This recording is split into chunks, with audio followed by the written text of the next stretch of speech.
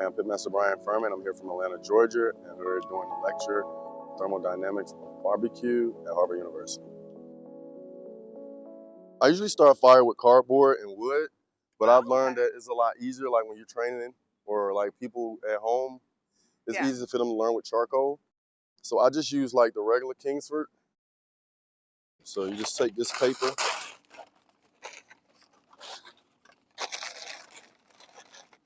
and you stick it under here like this. Now what would be better, but Weber has one where it has a whole bunch of holes in it, and the more oxygen that can get to it, the quicker it burns. This usually takes a little longer. For a consistency standpoint of trying to train them from like just paper and cardboard, because just past experience, I come in a restaurant and they still trying to get the fire going. I had 5 restaurants, so it was just like when you're training the pit guy, what's the easiest way to kind of like start the fire, get it going? How you know when this is ready is the fire, you'll see a flame coming out the top of here. So you're seeing smoke right now. Yeah. So waiting on the fire. So once that's going, the next thing I'm gonna do is the reason I got this here is how that fire is burning there. Yeah. I want to make sure it kind of stays that way. So it hasn't burned all the way yet. So what I'll do is I'll rip off half of that and then I'll put that under there to keep a continuous fire flow.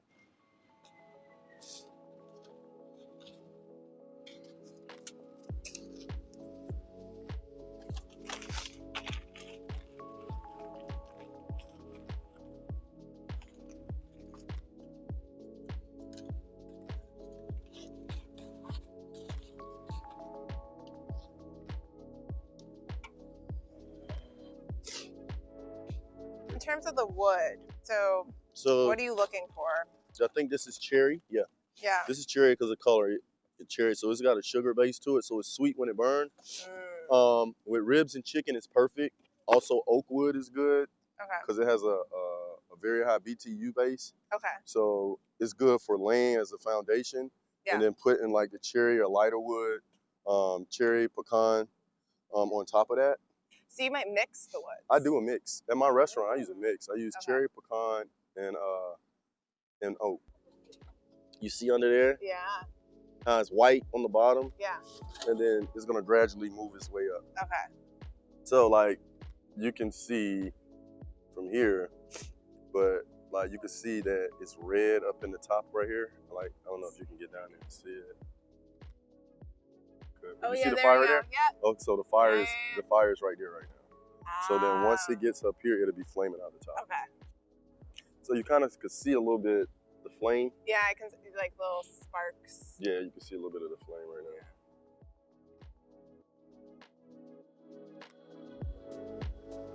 And there's a lot less smoke. Yep.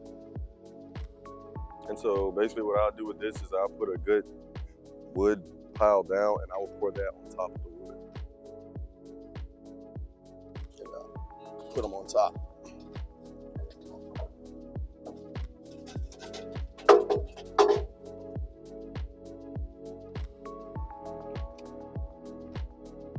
Excuse me.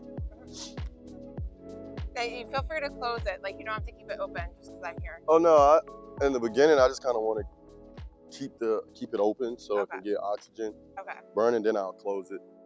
What's your most popular item? Ribs and brisket.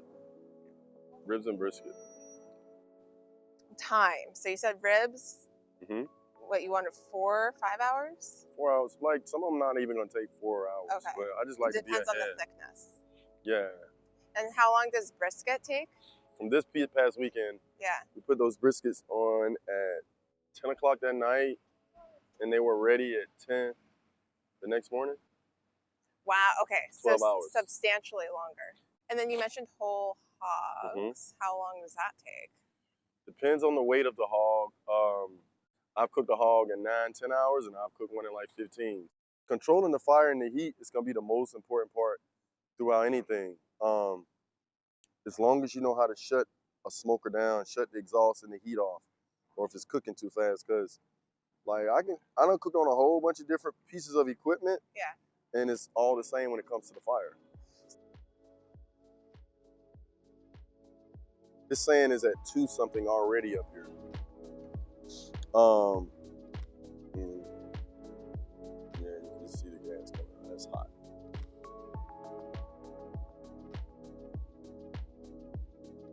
see a little crease right here. You can see the yeah. fire. So I tried to put all the thicker ones in here. And what's on these? Just a seasoned salt. Like my rub is a basic like seasoned salt. Okay. Because salt helps with the smoking process. There's no sugar in it as well, because sugar burns. So I don't put any sugar on them.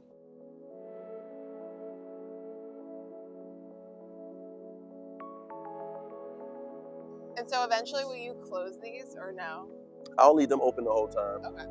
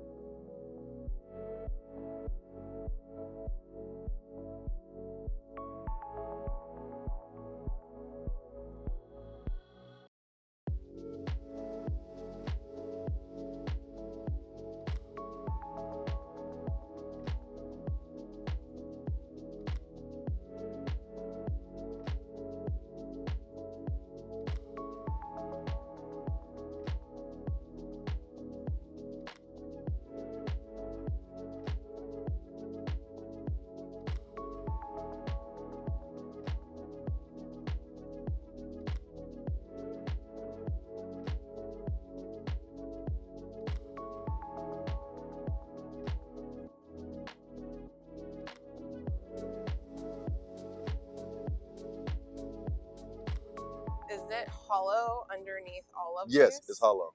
Going under here and then here? Yes. So, like straight flow in Texas, like they have the firebox like right here. Right. But this exhaust right here will be right here. Right. So the heater just goes straight like this. And if you have different thicknesses of meat, cuts of meat, it's gonna cook not even.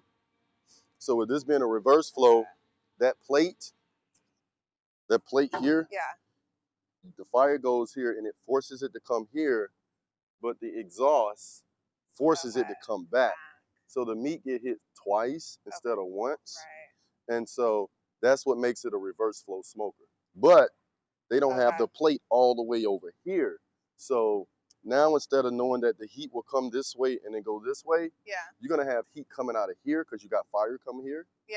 So when I get ready to start the fire, I'm gonna slide these plates all the way over here. Okay, that was gonna be my next question was wait, what happens over here? Yeah, so I'm gonna take these plates and slide them all the way over. And then the fire will have to come all the way over here because that way you'll put your thicker cuts over here because that heat is coming this way. So the heat is stronger. Yeah, it's gonna come. The heat is stronger here and here. Yeah. These are the two hot spots. This is a hot spot. This is a hot spot. This is a cool spot, and this is a hot spot because this is where the heat is exhausting out. Okay.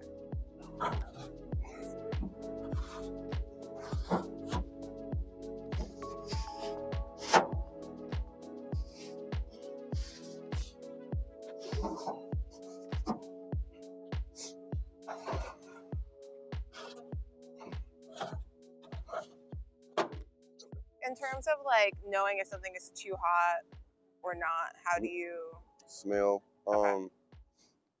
Touch, smell, feel. You can smell it burning. Like if it's too hot, you can smell it in the smoke. Like once we put the wood in here, I have this wide open, so all the oxygen can get through. Okay. And then once I see this is high, me putting cold meat in, like right before I put the meat in, I'll sit it out so it can warm down a little bit, because I can have the smoker up to 300, but when I put that cold meat on, it's gonna go down. Okay. Got to bring it back up. Okay. Got to get through that phase, and then. So how often is that open? This is open when the meat is in there. So when the meat is in there, this will be until I dial in the temp to 275. Like I'm cooking ribs, so I cook ribs a little higher because of the fat content. Okay. So 275. I don't cook nothing under 250. So 275 at that temp, start coming here, and I will gradually, slowly close this, and then I sit there and look at that, and then kind of come over here at your temp, and you're gonna either see it going like this, but you got to give it a second, or you're gonna see it dropping like this. Right before it gets to the where I want it at, I'll open it up a little bit more. Okay. Because I know I need to be in that area right there. Okay. And so opening it up heats it up. Yeah. Opening it up turns the fire up. Okay. If something is cooking too fast, what are the things you do? Shut down and shut down. Okay. Shut the Just like oxygen remove off. the oxygen. Shut the oxygen off. Don't open it. Okay. Like if you sit, I used to tell people like if you come over here, you see the temperature done shot up to 400. 450 is like flaming heat, so Okay. it's ready to flare up. Yeah. So if you're over here and you see it at 400, just go here and shut this off and shut all your oxygen off to the fire. You're gonna start seeing smoke coming back trying to get out of here. Yeah. Because you're gonna shut it down. And so like once you do that, like I say, stand here for a little minute and then you'll just start seeing it ticker back down. Okay. And then once it get back to that space, that number you're looking for, then you go and you crank it back up. Is there anything else? So number one thing is like oxygen. Is there anything else that you? No, I don't put nothing on the fire. I don't put no water on. Okay.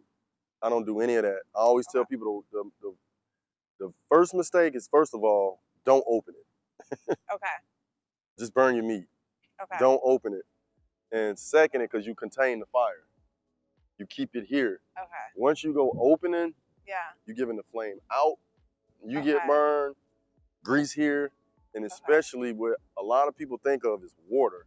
So I've seen people open these up with a water hose on a grease fire, and when they go, it go woof. So that's like one of the no-nos. So just shut it down. That's the easiest way to shut the fire down. Shut down. Cut the oxygen tank off. You can't breathe.